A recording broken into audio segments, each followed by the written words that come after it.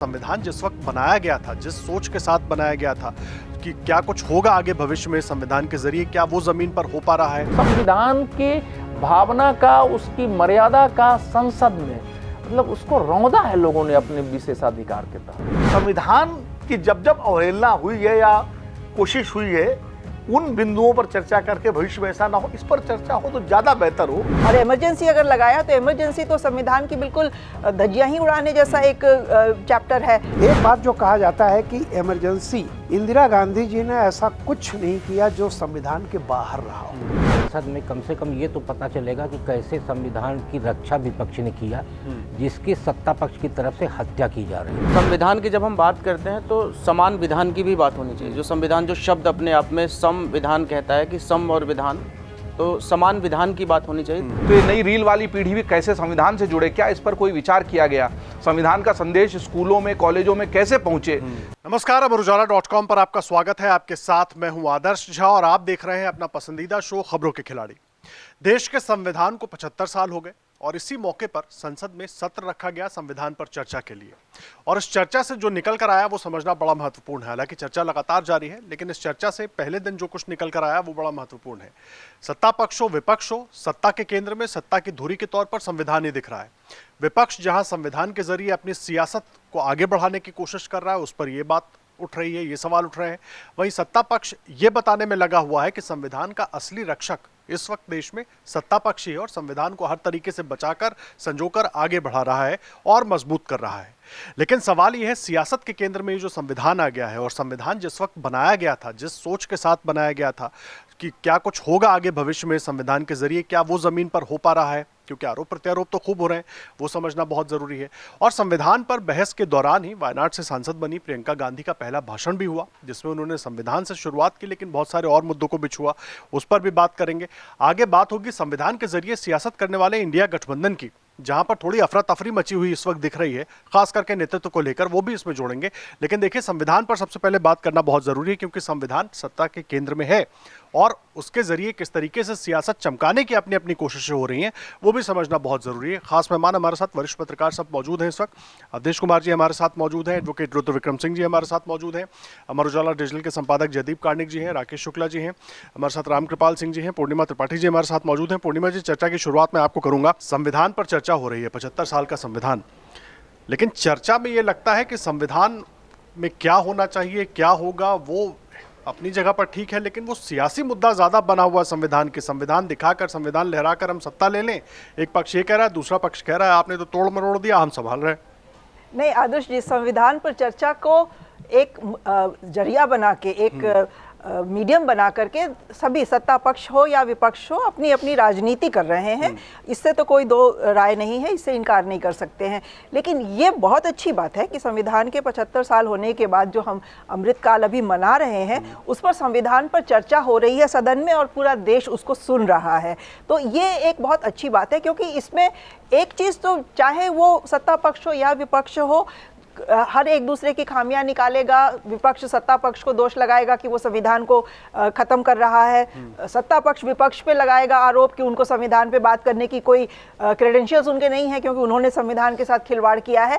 लेकिन संविधान की जो मूल आत्मा है, जो उसका पर्पस था जब हमारा संविधान बना था, तो वो चीज़ इतने खुल के आज चर्चा में है कि देश में एक आम आदमी को भी अब समझ में आ जाएगा कि संविधान है वो हमारा कितना महत्वपूर्ण है, हमारी इस डेमोक्रेसी में उसकी क्या जगह है, उसका क्या रोल है हमारी इस डेमोक्रेसी को कायम रखने में। तो ये एक बहुत चर्चा की जो ये हुई है शुरुआत, ये अच्छी बात है। क्योंकि देखिए, संविधान एज अ कॉन्स्टिट्यूशन देश का बच्चा सिर्फ सोशल स्टडीज़ में अपने पढ़ता है क्लास 9th 10th में, और उसके बाद वो भूल जाता है उसका प्रियम्बल क्या कहता है, प्रियम्बल का क्या मतलब है, संविधान में बाकी चीज़ें जो एक्सप्लेन की गई हैं वो कैसे हमारी रोज़मर्रा की ज़िंदगी को प्रभावित करती हैं। लोगों को इससे अभी तक बहुत ज़्यादा मतलब नहीं था। हमारा जो एजुकेशन सिस्टम है वो ऐसा था कि संविधान as a living organic document, जो कि हमारे लिए बहुत इम्पॉर्टेंट है, इसकी लोगों को इम्पोर्टेंस थोड़े पिछले कई सालों में जैसे कि भूल गए थे लोग, समझ में आना कम हो गया था। तो चर्चा जब होगी तो लोग सोचेंगे, और लाइव चूंकि ये सारा दिखाया जा रहा है तो लोग भी आपस में चर्चा करेंगे। ये एक किसी भी डेमोक्रेसी के लिए ये बहुत अच्छी बात होती है। दूसरा, उसमें सत्ता पक्ष का जो आक्रमण है हम मान के चलते हैं वो प्रेडिक्टेबल लाइंस पे है। उसमें भाई जिस विपक्ष ने एक इमरजेंसी जैसा जिसके साथ काला चैप्टर जुड़ा हुआ है, भाई कांग्रेस की सरकार इतने सालों तक रही और इमरजेंसी अगर लगाया तो इमरजेंसी तो संविधान की बिल्कुल धज्जियां ही उड़ाने जैसा एक चैप्टर है। तो सत्ता पक्ष विपक्ष को घेरेगा, ये भी बात सही है और जायज है। एक तरह से विपक्ष भी सत्ता पक्ष को घेरेगा, वो भी जायज है, क्योंकि संविधान की जो मूल आत्मा है, जो प्रियम्बल में जो 3-4 लाइन है जो कि बिल्कुल क्लियर करती है कि संविधान क्यों बना है, हम देख रहे हैं कि आए दिन उसी का वायलेशन हो रहा है। बहुत डिटेल में जाने की जरूरत नहीं है। समानता का अधिकार हो, सभी को समानता का अधिकार मिले, liberty of thought, liberty of religion, liberty of worship, तो ये सारी चीज़ें हम देख रहे हैं कि आए दिन उनका वायलेशन हो रहा है। और कई बार सेंटर उसमें इंटरवीन करता है, कई बार सरकार इंटरवीन नहीं कर रही है। तो ये भी विपक्ष भी अपनी जगह सही है इन सब मुद्दों को सामने लाने में और सरकार को कटघरे में खड़ा करने में। तो एक तरह से ले देखे ये बहुत हेल्दी चर्चा हो रही है, बहुत हेल्दी डेमोक्रेसी की तरफ ये इशारा करता है और हमें इसको बहुत, मैं तो एटलीस्ट बहुत वेलकम करती हूँ इस चर्चा का। देखिए चर्चा है तो चर्चा का स्वागत भी होना चाहिए और ज़रूरी भी है ऐसी चर्चा। लेकिन रामकृपाल सर, बड़ा है हमें समझना। देखिए कुछ पॉइंट्स मैंने निकाले थे। जब आर्थिक न्याय पर बात होती है, संविधान पर चर्चा, ठीक है, आम लोग जिस तरीके से पूर्णिमा जी ने कहा कि शायद उस ओर ध्यान नहीं दे रहे थे, लेकिन चर्चा होगी तो सब देखेंगे। जब आर्थिक न्याय की बात होती है तो अडानी की बात छिड़ जाती है। राजनीतिक न्याय की बात होती है तो एक पक्ष इमरजेंसी ले आता है, दूसरा पक्ष ईवीएम ले आता है। इस तरह से संविधान पर बहस हो रही है। तो ये तो सीधे तौर पर संविधान पर बहस कम और संसद में अपनी अपनी सियासत चमकाना या अपने अपने वोट बैंक को ये बताना कि देखो हम संविधान के सबसे बड़े पैरोकार हैं और हम उसके लिए किसी भी हद तक जा सकते हैं। देखिए संविधान पर चर्चा और संविधान की चर्चा, तो मैं ये कहूँगा कि जो कल हुआ है वो संविधान की चर्चा हुई है।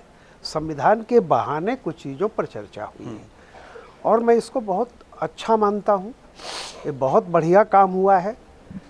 इससे एक तो ये बात पता चली कि संविधान अभी जिंदा है। जो लोग कह रहे थे कि संविधान की हत्या, जैसे मैंने पहले कहा है कि अपने बचपन से लेकर के आज तक मैंने, चूँकि मैं आज़ाद भारत में पैदा हुआ हूँ, संविधान बनने के बाद पैदा हुआ, तो बार बार जब ये अखबारों में छपता था कि संविधान की हत्या, लोकतंत्र की हत्या, तो कम से कम कल इस देश की संसद में सबने, सारी पार्टियों ने माना कि संविधान अभी जिंदा है और आगे जिंदा रहेगा। तो कम से कम जो भी हो, जिन लोगों ने कहा था कि संविधान खत्म है, लोकतंत्र की हत्या हो गई है, तो अच्छा हुआ कि कल एक हुआ। दूसरी बात, मैं संविधान की इसलिए उपयोगिता मानता हूं कि ये संविधान ही है जिसने इस संसद की कार्रवाई, जिसके नाम पे कल शुरू हुई, पूरा सेशन खत्म हो गया था, लेकिन कम से कम संविधान ने पक्ष और विपक्ष को बहस के लिए बैठाया तो सही। इस मामले में उसकी उपयोगिता मैं मानता हूँ। रही तीसरी बात, अगर मैं पूरी डिबेट का निष्कर्ष एक देखूं तो देखिए, राजनीति, लोकतंत्र में तो राजनीति होगी ही, डेमोक्रेसी की पहली शर्त ही है। एक बात जो कहा जाता है कि इमरजेंसी, इंदिरा गांधी जी ने ऐसा कुछ नहीं किया जो संविधान के बाहर रहा हो। आपातकाल का प्रोविजन भी संविधान में ही है। ये संविधान का सदुपयोग या दुरुपयोग, यानी संविधान के जो आर्टिकल है उसका कोई सत्ता, जो अंबेडकर जी ने खुद ही कहा था कि संविधान अपने आप में एक पवित्र चीज है और सब मानते हैं, इसका इम्प्लीमेंट करने वाला इसका सदुपयोग करता है या दुरुपयोग करता है। तो ये कहना कि इंदिरा गांधी जी ने, ये कह सकते हैं कि दुरुपयोग किया, जो भी किया, लेकिन ये प्रोविजन हमारे संविधान निर्माताओं ने आपातकाल का रखा है। ये कहीं बाहर से इंदिरा गांधी जी ने नहीं किया था। दूसरी, कल का जो मुझे निचोड़, अगर आप कहेंगे कि 3 वाक्य में मैं कह दूं, तो पहली बात तो ये है कि जैसा मैंने कहा कि एक तो संविधान के नाम पर सही बहस की शुरुआत हुई, लोगों ने किया, ये देश के लिए सुखद है जितना दिन से टल रहा था, और अगर यही प्रक्रिया आगे चले तो और भी अच्छा होगा।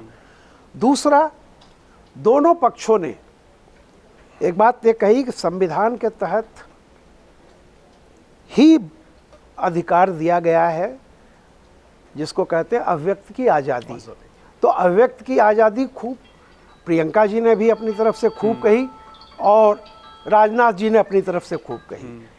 बस एक निष्कर्ष मुझे ये लगा कि विपक्ष ये कह रहा था, जैसे उसको लगा कि जो लोकसभा में उसने 2 औजार इस्तेमाल किए थे, एक जाति जनगणना का और एक संविधान को ख़त्म करने का, उन 2 औजारों का जिक्र बार बार फिर हुआ कि यानी हम हरियाणा और महाराष्ट्र में भूल गए थे जैसे, लेकिन अब आने वाले समय में इनको हम चमकाएंगे।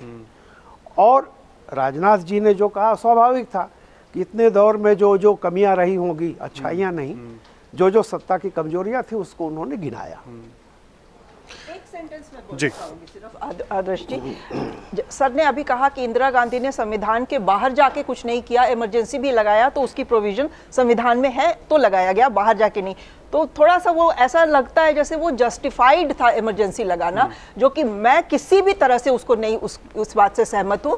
इमरजेंसी एक नेशनल इमरजेंसी लगाना 356 एक इमरजेंसी प्रोविजन है, क्रिटिकल सिचुएशंस में होता है, वैसा उस समय देश में माहौल नहीं था कि उस प्रोविजन का उपयोग किया जाए। तो वो तो बिल्कुल ही एक काला धब्बा है हमारी डेमोक्रेसी पे, हमारे संविधान के फंक्शनिंग पे, जो कि किसी भी तरह से जस्टिफाई हम नहीं कर सकते हैं।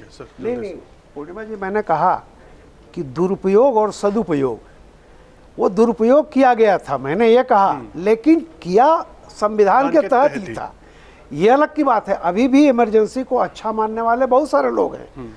जगजीवन राम ने इतने बड़े नेता थे, उन्होंने इमरजेंसी के पक्ष में कहा था, बाद में छोड़ के गए। बाला साहब ठाकरे ने, रजनी पटेल ने, ये बड़े बड़े लोग, विनोबा भावे ने इसको अनुशासन पर्व कहा था। तो मेरा ये कहना है कि हमारा मत हो सकता है, मैं केवल ये कह रहा हूं कि वो संविधान के बाहर जाकर के नहीं किया, संविधान के तहत किया। इसीलिए आम्बेडकर ने जो कहा था कि संविधान सही है, इसको किस नीयत से लागू किया जाता है वो बड़ी चीज है। दुरुपयोग सदुपयोग, मैंने दोनों हाँ, वो बड़ा इंपॉर्टेंट है। राकेश सर, संविधान को लेकर पूरा चुनावी कैंपेन चल गया, संविधान की रक्षा करने को लेकर विपक्ष ने एक बड़ा वो बना दिया कि भाई हम संविधान की रक्षा कर रहे हैं, ठीक है, चुनाव में फायदा भी मिला।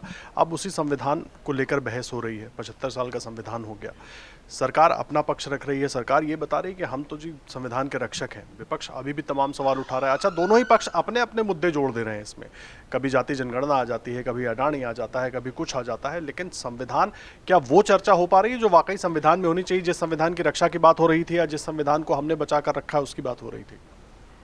बिल्कुल सही है कि देश की बड़ी अपेक्षा थी कि संसद में कम से कम ये तो पता चलेगा कि कैसे संविधान की रक्षा विपक्ष ने किया, जिसकी सत्ता पक्ष की तरफ से हत्या की जा रही थी। देश जानना चाह रहा था कि संविधान कैसे खत्म किया जा रहा था और विपक्ष ने कैसे बचाया। देश की जनता से ये भी कहा गया कि यदि आप 240 सीट नहीं देते तो संविधान बदल जाता। तो सत्ता पक्ष की तरफ से बदलने की क्या योजना थी? मुझे लगता है कल कांग्रेस की नेता प्रियंका वाड्रा जी की तरफ से जब अपनी बात रखी गई तो शुरुआत ही इस बात से की जानी चाहिए कि सत्ता पक्ष, यदि आप देश की जनता को बोलते कि यदि आप 240 सीट नहीं देते तो सत्ता पक्ष इस पद्धति से पूरे संविधान को बदल देता। देखिए, हम संविधान स्थापना के अमृत काल पे हैं, उस पर विष वमन नहीं होना चाहिए। सबसे महत्वपूर्ण ये है कि हमें इतिहास से सीख के भविष्य का भारत गढ़ने पर चर्चा की जानी चाहिए, उस पर चाहे सत्ता पक्ष हो या विपक्ष हो। हमें भारत कैसा भारत चाहिए, इसके लिए आज सत्ता पक्ष में भारतीय जनता पार्टी, कल कांग्रेस रहेगी। इसके पहले कांग्रेस थी और भारतीय जनता पार्टी भी थी। तो इन दोनों की जिम्मेदारी क्या है कि एक विकसित भारत का निर्माण हो। दोनों कहते हैं कि हम एक सुंदर भारत की कल्पना लेके चल रहे हैं। तो यदि आप सुंदर भारत की संकल्पना लेके चल रहे हैं तो छोटे छोटे पॉकेट पे बात क्यों की जा रही है, समग्रता की बात क्यों नहीं की जाती? संविधान की स्थापना दिवस जो हम 75 साल पूरा कर रहे हैं, तो हमारी नई पीढ़ी को भी तो ये बताने की जरूरत है कि हमारी संवैधानिक ढांचा क्या है, हमें अपने नव निर्माण के लिए क्या क्या करने की आवश्यकता है, उसमें सरकार कैसे आपके लिए टूल बनेगी और आप कैसे स्वावलंबी बन के आत्मनिर्भर बन सकते हैं। ये सारी चीज़ें आना चाहिए चर्चा में। चर्चा चल रही है, अब पता नहीं कौन इस चीज को लाता या नहीं लाता, लेकिन वास्तविकता ये है कि पिछले 1.5 साल से संविधान सिर्फ एक राजनीतिक टूल बन गया है। और उस टूल के रूप में इस्तेमाल हो रहा है। भ्रम फैलाया गया कि संविधान बदल दिया जाएगा, कैसे बदला जाएगा ये किसी की तरफ से नहीं बताया जा रहा। देश की जनता पहले भी भ्रम में थी, आज भी भ्रम में है।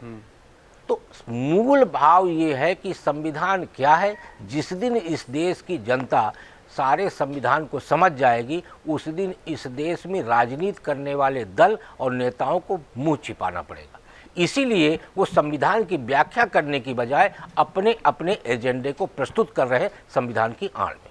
विनोद सर, मैं आपके पास आ रहा हूँ। बड़ा है मैं समझना, क्योंकि देखिए जिस संविधान को लेकर, जैसे कि राकेश सर ने भी कहा कि 1.5 साल से संविधान को बीच में ले आया गया, संविधान को एक बड़ा मुद्दा चुनाव में बनाया गया, वो हम लोगों ने देखा। विपक्ष के पास तो बहुत अच्छा मौका, अभी तो एक चर्चा हो रही है, बहुत अच्छा मौका है कि उस बात को उस तरीके से रखें जिस संविधान की रक्षा की बात कर रहे थे, जिस संविधान के बदलने की बात कर रहे थे, जिस संविधान को खतरे में होने की बात कर रहे थे। तो बहुत अच्छा मौका है। क्या वहां पर विपक्ष अभी पहुंच पाया? प्रियंका गांधी का भाषण हुआ, अखिलेश यादव का भाषण हुआ, अभी और होंगे। क्या वहां पर विपक्ष पहुंच पाया या उस पॉइंट पर लेकर आ पाया अभी तक चीजों को? देखिए, संविधान पर जो चर्चा हो रही, सबसे पहले बात मैं भी स्वागत करता हूं कि कम से कम संसद में चर्चा हो रही है। जो संसद में लॉकडाउन था, डिरेल थी, बिल्कुल डिरेल थी, तो पक्ष पक्ष बैठ के चर्चा कर रहे हैं। इसके पहले बैंकिंग विधेयक पर भी चर्चा हुई थी, उस पर भी जो एक पारित हुआ, लेकिन वो एक शॉर्ट अल्पकालिक चर्चा थी। ये एक बड़ी चर्चा हो रही है। मुझे 1997 याद आता है, और हमारे इन मित्रों में शायद कुछ लोगों को याद आता होगा, जब संसद का स्वर्ण जयंती सत्र हुआ था, विशेष सत्र हुआ था, और बहुत ही शानदार सत्र हुआ था। उसमें अटल बिहारी वाजपेयी जी का बहुत शानदार भाषण, सभी वक्ताओं के भाषण। उस समय जो नेता थे, चंद्रशेखर जी थे, सोमनाथ चटर्जी थे, अटल बिहारी वाजपेयी थे, इंद्रजीत गुप्ता थे, आडवाणी जी थे, बहुत सारे नेता उस वक्त थे संसद में, सुषमा जी थी, और बहुत अच्छे अच्छे भाषण हुए थे। मतलब भारत जिसकी आप बात करें, भविष्य का भारत कैसे बनाना है, बजाय अतीत पर दोषारोपण के बात हुई थी कि हमको आगे कैसे चलना है देश को। अब हो ये रहा है, कल की चर्चा मैंने सुनी तो पक्ष विपक्ष इसका दोषारोपण के लिए इस्तेमाल कर रहे हैं। कायदे से चर्चा तो ये होनी चाहिए दोनों तरफ से कि संविधान का जो उद्देश्य थे, संविधान का जो मुख्य उद्देश्य है, जो उनमें वादे किए गए, वो कहाँ तक पूरे हुए और उनको कैसे पूरा करना है। जैसे संविधान के मौलिक अधिकारों की रक्षा के लिए और क्या प्रावधान होने चाहिए, संविधान में जो नीति निर्देशक तत्वों में जो चीजें कही गई हैं, बहुत सारी बातें कही गई हैं कि जिनको समय पर धीरे धीरे सरकार लागू करेगी, उन प्रावधानों पर चर्चा होनी चाहिए, कैसे उनको भविष्य में लागू किया जाएगा, कैसे उन पर आम सहमति बनेगी। मुझे लगता है चर्चा इस पर होती तो बहुत बेहतर होता। देखिए, ये तो चुनावों में आरोप प्रत्यारोप लगते हैं। भाई विपक्ष ने लगाया संविधान खत्म हो जाएगा, सत्ता पक्ष ने लगाया कि मंगलसूत्र छीन ले जाएंगे, तो ना मंगलसूत्र छीना ना संविधान खत्म हुआ। तो ये आरोप प्रत्यारोप तो मुद्दे बनते, इस पर मैं किसी को दोषी नहीं ठहराता। ठीक है, कोई संविधान को बनाता है, कोई जाति जनगणना को बनाता है, कोई राष्ट्रवाद को बनाता है, तो ये, लेकिन अब जब चुनाव हो चुका है, नतीजा आ चुका है, जनता अपना जनादेश दे चुकी है, तब चर्चा थोड़ी सकारात्मक तरीके से होती है। रामकृपाल जी की बात से मैं बिल्कुल सहमत हूँ पूरी तरह से। पूर्णिमा जी शायद समझी नहीं थी उसको, इसलिए उन्होंने आपत्ति की। इमरजेंसी के समर्थन में कोई नहीं था, कोई, मतलब जो भी लोकतांत्रिक अधिकारों के प्रति जिनके अंदर सजगता है, और वो इंदिरा गांधी ने खुद उसके लिए, जेपी जब उनसे मिलने गए हैं तो खुद उसके लिए खेद प्रकट किया है। वो दृश्य बहुत अद्भुत है कि जब जेपी के कंधे पर रख के इंदिरा गांधी रोई हैं, और जब रामलीला मैदान में जनता पार्टी की पूरी विजय रैली हो रही थी और जेपी वहाँ नहीं गए थे, और जेपी इंदिरा गांधी से मिलने आए थे, और जेपी ने कहा था कि इंदू कोई बात नहीं, गलती हुई है, तुमने गलती मान ली, तो वो दृश्य भी था। तो लेकिन ये बात भी सही है कि आंतरिक इमरजेंसी का प्रावधान संविधान में था और उसके तहत लगाया गया था, वो लगा, बाद में फिर जनता पार्टी सरकार ने उस प्रावधान को खत्म कर दिया। आज आंतरिक इमरजेंसी का कोई प्रावधान संविधान में नहीं है। आज बाह्य अगर खतरा होता है, कोई हमला होता है, देश पे कुछ होता है, तब उस इमरजेंसी का प्रावधान है। तो ये जनता पार्टी सरकार ने इसीलिए किया था कि दुरुपयोग भविष्य में कोई सरकार उसका न कर सके। तो संविधान की जब जब अवहेलना हुई है या कोशिश हुई है, उन बिंदुओं पर चर्चा करके भविष्य में ऐसा ना हो, इस पर चर्चा हो तो ज्यादा बेहतर हो, बजाय कि आरोप प्रत्यारोप। क्योंकि एक मौका है, ये दोनों सदनों में चर्चा हो रही है जिसमें कुछ चीजें निकल सकती हैं, कुछ बिंदु निकल सकते हैं। कल राजनाथ जी का भाषण बड़ा संतुलित भाषण था, प्रियंका गांधी का भी भाषण भी संतुलित था। हम ये अपेक्षा नहीं करते थे कि राजनाथ जी विपक्ष की तारीफ करने लगे या प्रियंका गांधी सत्ता पक्ष की तारीफ करने लगे। इतना सदविचार भारतीय लोकतंत्र में अभी मौजूदा व्यवस्था में, मौजूदा समय में तो नहीं है, लेकिन फिर भी कम से कम जो भाषण हुए उनमें कार्यवाही चली और एक संतुलित तरीके से उन्होंने अपनी अपनी बात कही। ये एक स्वागत योग्य है और मुझे लगता है आज भी जो चर्चा होगी वो सार्थक होगी और बेहतर हो अगर संविधान के तमाम सारे प्रावधान जो पूरा किए जाने हैं, संविधान को जो उद्देश्य, सामाजिक न्याय का उद्देश्य, आर्थिक न्याय का उद्देश्य, राजनीतिक न्याय का उद्देश्य ये मिलना है ज़्यादा से ज़्यादा और विकसित भारत की जो परिकल्पना है, इन सब पर चर्चा हो और इन पर कुछ चीज़ें निकले तो देश का भला होगा, राजनीतिक दलों का भला होगा और संविधान की भी का संरक्षण और सुरक्षा मजबूत होगी। नहीं, संविधान का संरक्षण, क्योंकि उसी को लेकर सबसे ज्यादा बात हो रही है देश से, संरक्षण को लेकर बात हो रही है। पहले था कि संविधान पर हमला हो रहा है, संविधान खतरे में है, जो कंस्ट्रक्टिव बहस होनी चाहिए थी जिस पर सब अपनी अपनी राय रखते हैं, एक तो वो, और दूसरा प्रियंका गांधी ने जिस तरीके से जिन मुद्दों को उठाया, क्योंकि संसद में मैं इसलिए पूछ रहा हूँ, उस पर भी आप सबकी जल्दी जल्दी में राय ले लूंगा बीच में, क्योंकि प्रियंका गांधी का ये पहला भाषण था सांसद बनने के बाद। बहुत उम्मीदें थी कांग्रेस पार्टी को भी, बाकी लोगों को भी, उनके भाषण को कैसे देखें और जो मुद्दे उन्होंने उठाए। देखिए, हमारे 3 वरिष्ठ साथियों ने, राम कृपाल जी ने और विनोद अग्निहोत्री जी ने और पूर्णिमा जी ने इसका बहुत स्वागत किया कि कम से कम चर्चा हो रही है। मैं तो स्वागत नहीं कर सकता हूँ। इससे अच्छा होता कि संविधान दिवस पर चर्चा नहीं होती, क्योंकि आपने संविधान दिवस के विशेष सत्र को सामान्य संसदीय सत्र में जो पिछले इस सरकार के गठन से चल रहा है उसको परिणत कर दिया। इससे पता चल रहा है, ये देश का दुर्भाग्य है कि हमारे पास ऐसे विजनलेस, दृष्टिहीन नेताओं का कि ऐसी मतलब फौज खड़ी हो गई है जो कि ये भी नहीं समझते हैं कि किस अवसर का कैसे उपयोग किया जाए। मैं शुरुआत वहाँ से करूँगा जो विनोद अग्निहोत्री जी ने 1997 के बहस की थी। स्वतंत्रता दिवस की स्वर्ण जयंती थी। उस समय राजनीतिक वातावरण इतना ही गर्म था। अटल जी की 13 दिन की सरकार गई थी, भाजपा गुस्से में थी, देवगौड़ा जी की सरकार चली गई थी, वो कांग्रेस और उसमें भी 40 से उसमें तनाव था। इंद्र कुमार गुजराल की सरकार कभी भी जाने की स्थिति में थी, तो संसद में पूरी धींगामुश्ती थी। लेकिन उस अवसर का, उस समय के हमारे सांसदों ने कितना सदुपयोग किया था एक देश में सकारात्मक वातावरण बनाने के लिए कि स्वतंत्रता के संघर्षों से प्रेरणा ले। पार्लियामेंट्री और फॉर्म ऑफ गवर्नमेंट पर भी चर्चा हुई कि बहुत लोग इसके पक्ष में नहीं थे, फिर भी हमने स्वीकार किया। इसकी गरिमा कैसे बनी रहे, संसद कैसे चले, इसके प्रस्ताव कुछ दिए गए थे। तो संविधान, देखिए, संविधान जब हमारे देश के संविधान सभा बनी थी तो उस समय भारत पाकिस्तान एक था। संविधान सभा बनने के बाद विभाजन हो गया, दोनों दौर के सदस्य अलग अलग हो गए, देश में दंगे होने लगे, विपरीत परिस्थितियां पैदा हो गई, देश को एकजुट रखना था। लाखों लोग वहां से हमारे देश में आए, मतलब शरणार्थी बन के। उस परिस्थिति में देश को संविधान देना था। कैसे लोगों ने उस परिस्थिति में संयम रखते हुए देश को संभालते हुए बनाया, किन किन लोगों का कंट्रीब्यूशन था, उसमें सपने क्या देखे गए, कहां कहां उस समय भी मतभेद था और उसको क्यों स्वीकारा गया। आज के वातावरण में कम से कम 2 दिन का जो सत्र था, अगर इसको समर्पित होता तो मैं मानता कि संविधान दिवस की चर्चा है। देखिए, ये भले संसद सत्र में ही कंटिन्यू हुआ है, लेकिन इसको हमको विशेष सत्र मानना चाहिए था 2 दिनों के लिए। और प्रियंका वाड्रा जी के लिए बहुत बड़ा अवसर था, माने उनका मेडन स्पीच था, उनको मालूम था कि इसमें टोका टोकी नहीं होगी। उनको देश के सामने एक विजन रखना था। संविधान में ही नेहरू जी को ही कोट कर देते, पटेल को ही कोट करते और उसमें वर्तमान सरकार की आलोचना करते तो लगता कि उन्होंने स्टडी किया है, उनके सलाहकारों ने। आपको अगर वही सब संभल दिख रहा है, वही सब दिख रहा है कि राजा भेष बद के निकल रहा है, अडानी ही दिख रहा है संविधान दिवस पर, तो ये संविधान दिवस पर चर्चा है क्या? ये तो लग रहा है कि जैसे इस देश के विपक्ष के कुछ नेताओं ने तय कर लिया है कि हमको 24 घंटे लड़ते हुए देखना है और सड़क पर संघर्ष करते हुए देखना है, अपनी छवि बनानी है और उसी में इस संविधान दिवस की चर्चा को, उसी में इस संसद को परिणत कर दिया गया। जो कुछ बोला गया संसद में विशेषाधिकार, उसके फैक्ट्स नहीं है कि किसी दर्जी को गोली मार दी गई। क्या उसके फैक्ट है कि पुलिस ने गोली मारा है? संसद में बोला गया संविधान दिवस है। ये तो संविधान की भावना का, उसकी मर्यादा का संसद में मतलब उसको रौंदा है लोगों ने अपने विशेषाधिकार के तहत। ठीक है, उसको रौंदा है। एडवोकेट रुद्र विक्रम सिंह जी भी हमारे साथ हैं।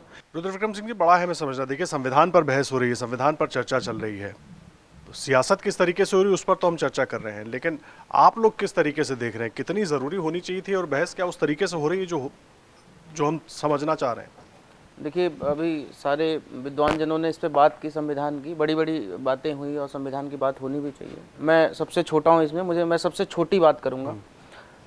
संविधान की जब हम बात करते हैं तो समान विधान की भी बात होनी चाहिए। जो संविधान, जो शब्द अपने आप में संविधान कहता है कि सम और विधान, तो समान विधान की बात होनी चाहिए। अच्छी बात है, देश में, देश की संसद जो इसके लिए बनी है, चर्चा कर रही है। एक बहुत बड़ा इंसिडेंट कल हुआ देश में। एक बहुत बड़ा एक्टर अरेस्ट हुआ सुबह, निचली अदालत द्वारा उसको बेल रिजेक्ट कर दी गई। 2 घंटे के अंदर अंदर हाई कोर्ट उसको बेल दे देती है। तो इस संविधान की भी बात होनी चाहिए जो आर्टिकल 14 इक्वलिटी बिफोर लॉ की बात करता है, सबको देता है। इसकी भी बात होनी चाहिए कि एक व्यक्ति जिसके पास पैसा है, तंत्र है, वो 1 दिन में हाई कोर्ट तक पहुंच जाता है, इंटरिम बेल ले आता है। अभी इसमें बैठे किसी भी, जितने लोग यहाँ बैठे हैं आपके फ्लोर पे, किसी व्यक्ति पर एक झूठी भी FIR हो जाए, उसको अंतरिम बेल लाने के लिए, हाई कोर्ट तक पहुँचने के लिए, लाने के लिए कम से कम 1 महीने का समय लगेगा। तो मैं कानूनी व्यक्ति हूं, तो मुझे लगा कि शायद इस पर भी बात एक होनी चाहिए कि एक व्यक्ति जिसके पास तंत्र है, पैसा है, वो सुबह से उसको अरेस्ट होता है, 1-2 बजे तक उसकी बेल हो जाती है। और मैं एक और बात बताता हूं, अगर आपकी बेल हो भी जाती है जिस दिन, उस दिन आप जेल तक अगर 5 बजे तक नहीं पहुंचते हैं परवाना लेके, तो आपकी रिहाई नहीं होगी, अगले दिन रिहाई होगी। अच्छा, लेकिन अब वही मैं जी सलमान खान के साथ उनको रात को नहीं रिहा किया गया जी, और सुबह आज सुबह नहीं जयदीप जी, लेकिन सलमान खान साथ ऐसा हुआ था कि उनको उसी दिन उसी दिन रिहाई जिस दिन ट्रायल कोर्ट से उनको सजा इनके हुई। मामले में चूंकि मालूम था कि मामला बहुत हाईलाइट, अच्छा, तो इन्होंने एक रात बिताई है। ये भी एक बात होनी चाहिए कि आप जब इस डिजिटल तंत्र में जी रहे हैं, जहाँ पे अब आपको जरूरत पड़ती है क्या कि परवाना भेजने की जरूरत है कि आपको वहाँ से वो एक व्यक्ति लेकर आएगा और लेके यहाँ परवाना लेके जाए, परवाना बोलते हैं उसको, शायद जो बॉलीवुड ने शायद परवाना यहीं से निकाला होगा। तो परवाना लेके जाता है, जब वो परवाना लेके वहाँ पहुंचेगा, 5 बजे तक पहुंच गया तो आप निकलेंगे, नहीं निकलेंगे तो नहीं पहुंचे तो नहीं निकलेंगे। तो ये भी एक विडंबना है कि ये 75 वर्ष हो गए, डिजिटलाइज सब कुछ डिजिटलाइज हो चुका है। इस बात की भी ऑनरेबल सुप्रीम कोर्ट ने इस बात की बात भी कही कि डिजिटलाइज हो जाना चाहिए, ज़रूरत नहीं पड़नी चाहिए। आगरा में एक केस आया जिसमें 20 दिन तक परवाना नहीं पहुंचा, 20 दिन तक ऑर्डर नहीं पहुंचा, 20 दिन तक बेल होने के बाद भी लोग पड़े रहे जेल में।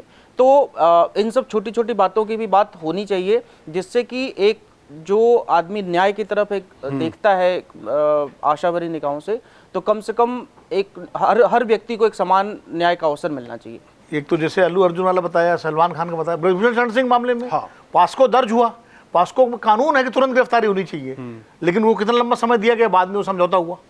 तो ये भी तो उस पर चर्चा कहाँ हो रही सर? विपक्ष के पास मौका था, साधन और सत्ता की बात के सवाल तो उठने चाहिए थे, साधन सत्ता सबके लिए। संविधान पर बहस हो रही है जयदीप जी लगातार, और उसको हम सुन ही रहे हैं, लेकिन संविधान, सबकी अपनी अपनी राय भी है। संविधान पर तो बहस हो रही है, लेकिन जो बात अभी रुद्र विक्रम जी ने उठाई वो भी बड़ा महत्वपूर्ण है, वो तो अनटचेबल ही रह गई है। अभी तक की चर्चा में तो नहीं देखा इस तरह की बात। और आम आदमी, वो जिस तरह की बातें वहां पर हो रही हैं, आम आदमी उन्हीं चीज़ों से रिलेट कर रहा है संविधान को लेकर कि भाई वो जिन चीज़ों से दो चार होता है आम जनजीवन में, या जनता जिन चीज़ों से दो चार होती है, वो भी तो जानना चाहती है ना कि उस पर क्या कर रहे हैं आप। हमारे नेता जो संसद में बैठे हैं और पूरे देश का प्रतिनिधित्व कर रहे हैं, वो ज़मीन से और जनमानस की भावनाओं से कितने कटे हुए हैं, उससे इस बात का अंदाज़ा लग जाता है कि हमारे यहाँ पर इस पैनल में जो चर्चा हो रही, कम से कम उतनी ही गरिमा में चर्चा वहाँ हो जाती, तो मुझे लगता है कि लोग सोचते कि चलो संविधान पर चर्चा होना, 75 वर्ष पूरे होने पर हम उसको मानते उस तरीके से। सब विद्वज्जन हैं, पत्रकार हैं, और लगातार संविधान की हलचलों पर नज़र रखे हुए हैं। और हमने वकील साहब को भी इसलिए बुलाया कि कानून से सीधा संबंध होता है संविधान का, और इसीलिए कानून का विशेषज्ञ होता है, और उनका एंगल देखिए, उन्होंने बताया कि जो विसंगतियां हैं संविधान की, उस पर भी बात हो। एक तो हम हमारे संविधान निर्माताओं की जयकार भी करें कि उन्होंने इतनी विषम परिस्थितियों में, जब देश जल रहा था, लकीरें खिंच गई थी, विभाजन हो रहा था, लाशों से भरी रेलगाड़ियां इधर से उधर हो रही थी, उसके बीच में अपना काम किया। इस तरह की जो अंतरिम सरकार चली, अंतरिम सरकार के विवाद चले, उस सब के बीच में इस तरह का संविधान हमें दिया जो लचीला भी है लेकिन उतना ही कठोर भी है। और उसने हमारे देश को अभी तक, हमारे आसपास के जो मुल्क, भाई लकीर खींचने के बाद भी जो बांग्लादेश की क्या हालत है, पाकिस्तान की क्या हालत है, श्रीलंका की क्या हालत है, नेपाल की क्या हालत है, दूसरों के हाथों में खेलने के लिए मजबूर इन देशों के बीच में भारत अगर अभी भी इतनी मजबूती से खड़ा है, तमाम विरोधों के बावजूद, मैं हमेशा कहता हूं विरोध हैं और रहेंगे, विरोध होना तो हमारे लोकतंत्र की शक्ति है। किस हद तक, कैसे भाषा बदल गई, स्तर बदल गया, उस पर बहस करते रहेंगे। अच्छे नेता आएंगे तो स्तर अच्छा होगा, अच्छे नेता नहीं आएंगे तो स्तर खराब होगा, लेकिन फिर भी प्रवाह चलता रहेगा। हमारे संविधान की ही शक्ति है ना, जिस वजह से हम इतनी मजबूती से खड़े हैं और हम दुनिया के बड़े देशों के साथ कदमताल कर रहे हैं। शायद इतनी पॉजिटिव बात होती ठीक कहा गया कि सोशल स्टडीज़ में एक छोटे चैप्टर के रूप में पढ़े गए संविधान की बजाय हम पूरे संविधान के व्यापक स्वरूप को कैसे नई पीढ़ी तक पहुंचा पाएं। एक पीढ़ी वो थी जो आज़ादी के साथ आंख खोली, एक रामकृपाल जी कह रहे हैं कि बन गया था तब हम आए, हम तो और उसके बाद में आने वाले लोग हैं। फिर भी हमारे समय जो विद्यालयीन शिक्षा रही, माहौल रहा, समाज में जिस तरह की लहरें रही, जिस तरह से अखबार निकलते रहे, समाचार माध्यमों में जिस तरीके से संविधान, राष्ट्र, समाज बात होती रही, तो वो संस्कारों में, परिवेश में है।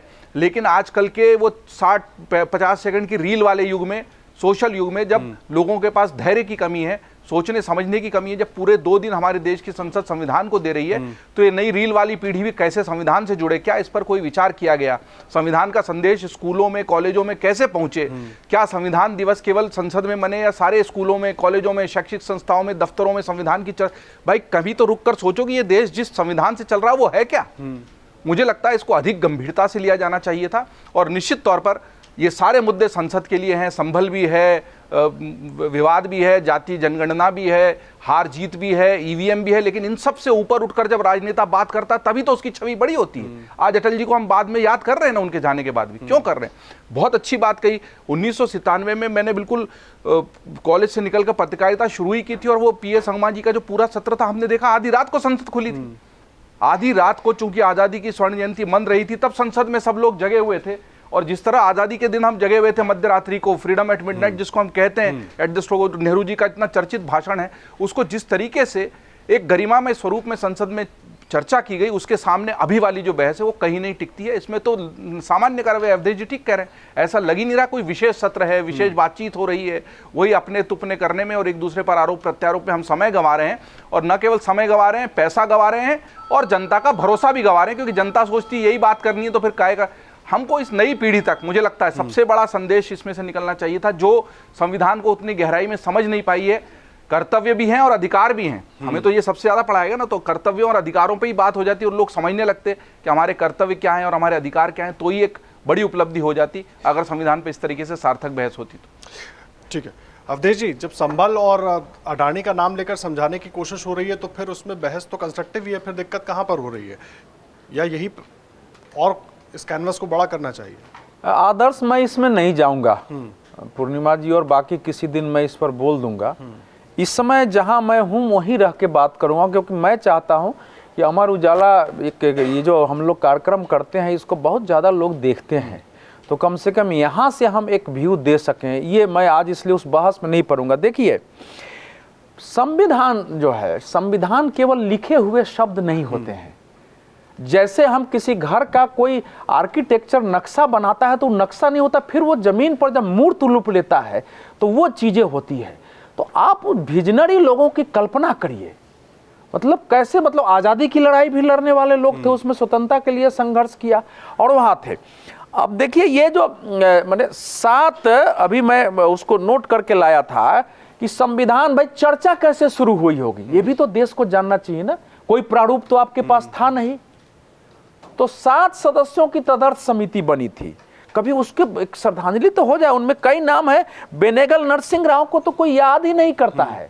डॉक्टर राजेंद्र प्रसाद ने जब संविधान 26 नवंबर 1949 को स्वीकृत हो रहा था, तो अध्यक्ष के रूप में उन्होंने कहा कि मुझे संविधान निर्माण का श्रेय दिया जाता है, ये गलत है। असल में इसका श्रेय तो बेनेगल नरसिंह राव का था कि उन्होंने अकेले ही इतने संविधानों का अध्ययन किया था। जब हुआ कि प्रारूप क्या रहेगा जिस पर चर्चा हो, तो जब चर्चा के लिए हम लोग बैठे, उसके पहले बेनेगल नरसिंह राव ने पूरे संविधान की का एक प्रारूप तैयार कर दिया था, जिस पर आगे उस पर चर्चा चली। और अंबेडकर जी इसलिए उसके ड्राफ्ट समिति के अध्यक्ष बने कि पहले ही कई समितियों के सलाहकार सदस्य के रूप में थे, इसलिए उनको बनाया गया। तो आप कम से कम इस समय जिन लोगों ने इतना विजन दिखाया, हालांकि जब वो बोल रहे थे तो नरसिंह राव यहाँ नहीं थे, वो संयुक्त राष्ट्र संघ में अस्थायी प्रतिनिधि के रूप में चले गए थे। तो अब बहुत लोगों के नाम थे, के मुंशी, एन गोपाला स्वामी अयंगर, अल्लादी कृष्णा स्वामी अय्यर, सैयद महबूबुल्लाह, मोहम्मद सादुल्लाह, मैसूर के दीवान एन माधवराव और डीपी खैतान। चूंकि उनकी मृत्यु हो गई तो उन्हीं के जगह डीपी खैतान के टीटी के कृष्णमाचारी थे। कम से कम 7 लोग जो उसकी नींव डालने वाले थे, जिन्होंने बैठ बैठ के संविधान को लिखते थे, उस पर चर्चा होती थी। डॉक्टर राजेंद्र प्रसाद, उस पर कुछ चर्चा तो हो। देश में एक पॉजिटिव एटमॉस्फेयर कैसे जाएगा?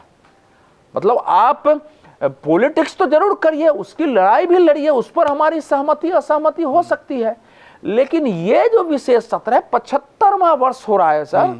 ये कोई 75 वर्ष जब मनुष्य का मनाया जाता है तो वो 75 वर्ष पूरे होने पर क्या होता है आप समझिए।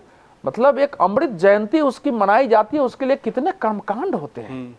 तो हमने स्वतंत्रता का अमृत वर्ष मनाया है, संविधान का अमृत वर्ष है। अगर संविधान नहीं बनता तो स्वतंत्रता को कैसे आगे ले जाते। ठीक है। दूसरी बात यह है कि उस समय भी जो आरंभ की बात थी, जैसे संसदीय लोकतंत्र को लेकर बहुत मतभेद थे। नेहरू जी ने 15 अगस्त 1947 के पहले उनके अध्यक्षता में एक समिति थी जिसने हुआ कि भाई कैसा हमको चाहिए, तो उन्होंने कहा ब्रिटिश प्रणाली पर आधारित हमको चाहिए। पटेल उससे सहमत नहीं थे। गांधी जी ने तो बजाबता लिखा कि ब्रिटिश प्रणाली अगर हमारे देश में अपनाया जाएगा तो ये हमारे देश के लिए विनाशकारी हो सकता है। लेकिन बाद में अब जिस जो परिस्थिति थी, एक ढांचा हमारे यहाँ चल रहा था, उसको बिल्कुल बदल के बहुत सारे प्रस्ताव उसमें आए थे। गांधी जी के ग्राम स्वराज का भी है।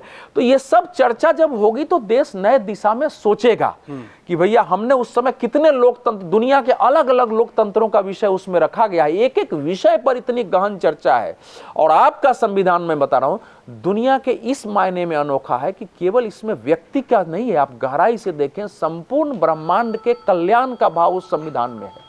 तो ये इस प्रकार से अगर वो चर्चा हो तब जाके उसकी सार्थकता हो सकती थी। ठीक है, रामकृपाल सर। अवधेश जी ने जो बात उठाई है बहुत सही है, बहुत महत्वपूर्ण है, लेकिन मेरा उसी पर यह है कि निश्चित रूप से संविधान तो पाठ्यक्रम में है। अगर कोई कानून का विद्यार्थी होगा तो उसे संविधान का मैं खुद रहा हूं और संविधान का एक पेपर होता है, हमें पढ़ना पड़ता है। बाकी जो इसको ऐसे ही एक सतही तौर पर बताया जाता है। अवधेश जी जो कह रहे थे, संविधान सभा की जो पूरी बहस हुई है, अगर उसका एक सारांश बना करके और एक पेपर के रूप में ये पाठ्यक्रम में शामिल किया जाए तो बचपन से ही लोगों को ये पता होगा कि संविधान में अगर एक आर्टिकल आया तो उस पर कितनी बहस हुई थी और क्या क्या कहा गया था। तो मेरा ये कहना है कि 75 साल में एक बार बैठ करके और सारा उस पर बहस करने के बजाय अगर आपको, जैसा कि जयदीप भाई कह रहे थे कि इसको आने वाली पीढ़ियों से कैसे जोड़ना है, कि कितना स्ट्रगल और क्या क्या मंथन था उसके पीछे का, जो जुरिस्प्रूडेंस था, यानी कि जो न्याय शास्त्र की भावना थी लोगों की कि क्या होना चाहिए, हम किस लिए इस क्लास को ला रहे हैं। तो संविधान सभा की पूरी बहस को, जैसे एनसीईआरटी का पाठ्यक्रम होता है, एक बढ़िया ढंग से बना के अगर किया जाए तो मैं समझता हूँ कि ये सबसे बहुत बड़ा वो होगा। अमेरिका में शायद किताबों में ऐसा मैं सुना हूँ, कन्फर्म कोई कर देगा, वहाँ पे राष्ट्रगान पूरी तरह से उनका जो संविधान का कोई एक वो है वो याद करना कंपलसरी है सबको, और वहाँ बाकायदा प्राइमरी से उसको याद कराया जाता है, सुनाया जाता है। शॉर्ट फॉर्म में शायद वो संविधान का ही कुछ है, उनको याद रखना पड़ता है।